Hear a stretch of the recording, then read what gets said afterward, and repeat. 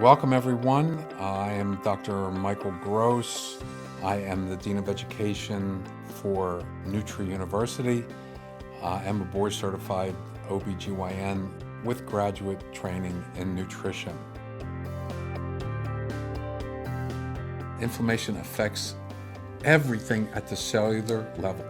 So we're made up of many cells that create ourselves. We are an organism, a multicellular organism. So in terms of inflammation at the cellular level, we are creating a cell which has an impermeable membrane, which means that nutrients, drugs, oxygen, waste products don't get in or out of the cell easily.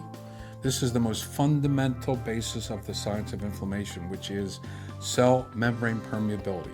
Imagine if I could create a cell membrane which was more permeable. Nutrients would get in easier. Waste products would get out easier. Doses of meds would be less. So I'm sure that everyone listening can connect the dots and understand that if our cells were less inflamed, whatever we were eating or whatever meds we were taking would get to the target much more readily. If we don't deal with inflammation, then we may start out in a certain organ with a particular manifestation of an illness. Okay, I have a red, itchy eye. I got something in my eye. I'm allergic to something and so forth. So I've got dry eye, red eye. That is a triggering mechanism that may be from a tissue insult and so forth. But what about folks who, out of nowhere, wind up with an allergy, or they wind up with diabetes or obesity? Could that be another manifestation of inflammation or the lack of certain things in food? You bet, because every one of those things that I described just now also has an itis component attached to it. People that have cardiovascular disease have vasculitis. People who are obese have a zillion forms of itises. The most common one is arthritis. Their joints get inflamed, and everyone knows the outcomes there. Long-term pain meds, perhaps a joint replacement, and so forth. These things certainly could be dealt with through nutritional therapy, reducing the need for so many invasive procedures and for so many meds. What happens is, in the body, there are what are called essential fatty acids. They're fatty acids that our bodies cannot make. We need to get them from other sources, okay? And if we don't get them, we are destined to become chronically inflamed, because they do help with that process. Our bodies create multiple different omega fatty acids, these fatty acids that go into either a non-inflammatory pathway, anti-inflammatory, or inflammatory. And the primary anti-inflammatory are what are called omega-3 fatty acids. The primary inflammatory ones are called omega-6. And unfortunately, the diet in America is very heavily weighted to omega-6 fatty acids. And so when you're looking at the scales of omega-3 versus omega-6, we're tilted towards the omega-6. So we are eating an inflammatory diet. Let's rebundle the omega-6s and 3s now by order of occurrence in our food sources. Vegetable oils, processed foods, corn-fed cattle, farm-raised fish, and so forth. Those are order of occurrences for omega-6s and omega-3s, plants, nuts, and fish. Now, we need these things because they are part of the inflammatory equation. Without inflammation, we do not heal. Inflammation, like any other biochemical process in our body, needs to start and then it needs to stop. Unfortunately, if our diet is predominantly pro-inflammatory, that inflammatory mechanism which is triggered may never be turned off. And that is a consequence of the lack of omega-3s for anti-inflammatory benefit in our food to put out that fire. So without those omega-3s on a daily, regular, consistent basis in the right dose and form, that fire, which may be triggered by a tissue injury or a genetic predisposition or whatever at a location, a receptor or a target, that fire will continue to burn throughout a lifetime and wind up everywhere. What are the sources of omega-3s? Well, I just told you plants, nuts, and fish, but plants and nuts are not efficient sources of anti-inflammatory omega-3. Only EPA and DHA has efficient biochemical anti-inflammatory benefit for us.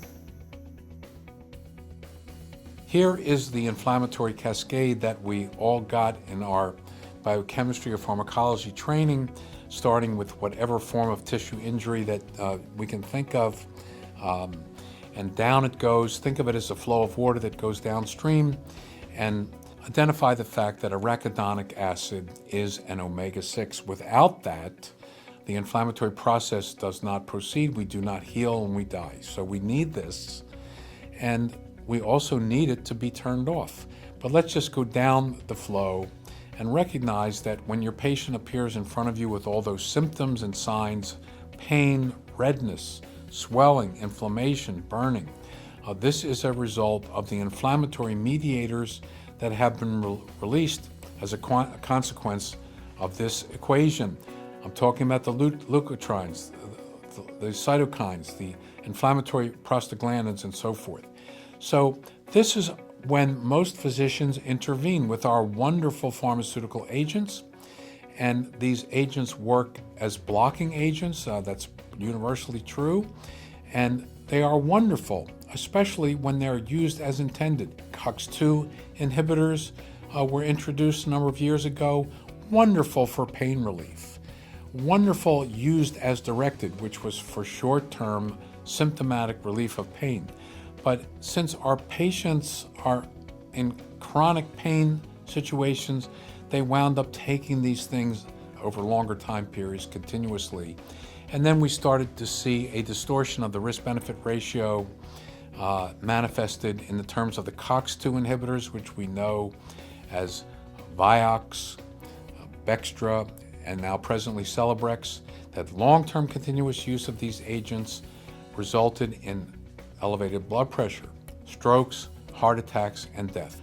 That said, please use these as indicated, which is for short-term symptomatic relief. Here is the anti-inflammatory pathway that I want to activate through a nutritional approach. This pathway is as real. The inflammatory pathway that I showed you, activated by EPA and DHA, cascading down to form two groups of anti-inflammatory mediators known as resolvins and protectins. The resolvins, wonderful pain relievers. Protectins, immune system modulators, activated by EPA and DHA. Recognize that these two families of anti-inflammatory mediators are activated by EPA and DHA. And if our patients had an adequate amount of these anti-inflammatory mediators, we would counterbalance the pro-inflammatory nature of their diet and perhaps impact in a positive way many inflammatory disease states. What your patients need is EPA and DHA in the right dose and form to get a therapeutic anti-inflammatory outcome. There is huge amounts of data showing that flax oil or ALA also has pro-inflammatory potential, but perhaps the most powerful study in this regard appeared in Archives of Ophthalmology in 2008, a large meta-analysis which showed that patients who consumed the proper amount of fish form omega-3, triglyceride form EPA and DHA, had a 38% reduction of both occurrence and progression of age-related macular degeneration. But in that same group of people, in this huge meta-analysis, increasing amounts of flax oil or ALA actually increased their risk of macular degeneration of this type.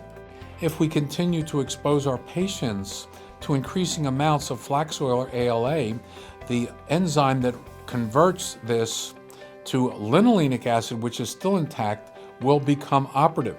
So ALA actually has the potential to become linolenic acid and ultimately arachidonic acid, and biochemically pro-inflammatory.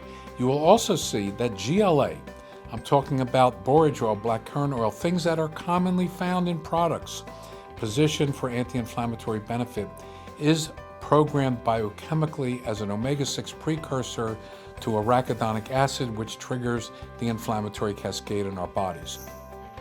So in cardiovascular disease, we really think about, and we have been taught, that there are just a handful of risk factors for the development of cardiovascular disease. Obesity, diabetes, high blood pressure, high cholesterol. Those four comprise what's called the metabolic syndrome. And the metabolic syndrome is a constellation of those four risk factors that leads to the development of type 2 diabetes, obesity, and all of the problems that are associated with that. Other risk factors that we know about: family history, smoking is part of that standard type of risk factors that we see for cardiovascular disease. When really, quite frankly, there's probably 300 to 400 risk factors that go into the development and progression of coronary disease outside of those traditional mechanisms. And we know from those traditional mechanisms that we really have not done a great job from a cardiovascular perspective in reducing mortality. Now, early on, people, prior to the advent of balloons and stents and bypass surgeries, people were dying of their disease in the spectrum of the disease, meaning either an acute heart attack or end-stage heart failure. We've done a really good job at preventing and treating acute heart attacks. What we haven't done over time is reduce mortality overall from heart disease, because people are living longer, they're sustained with procedures and surgeries and drugs. How can we start changing that? There's three finite responses that the body has to a myriad of insults: inflammation, oxidative stress, and the immune response. Well, inflammation is the trigger for both of the other responses. So how can we, from a nutritional standpoint, affect that inflammatory response that occurs by all of those risk factors? All of those risk factors affect those three finite responses. From a nutrition or a targeted clinical nutrition or functional perspective, my top three anti-inflammatory supplements are omega-3 fatty acids, omega-3 fatty acids, and omega-3 fatty acids. In the Western diet, inflammation may be the biggest problem. In fact, this may be the epidemic of the 21st century. As I said, there is not a disease that we can describe that does not have an inflammatory or itis component. So medicine that is Western-based usually is targeted at a disease at the symptomatic level. This is what pharmaceuticals are about and what most of our therapies are about. That is fine for symptoms, but we're hesitant to talk about cures. This is where nutritional therapy and lifestyle management comes into play. And that old adage, an ounce of prevention is worth a pound of cure, needs to be regarded now if we're ever going to be a population that ultimately is healthy.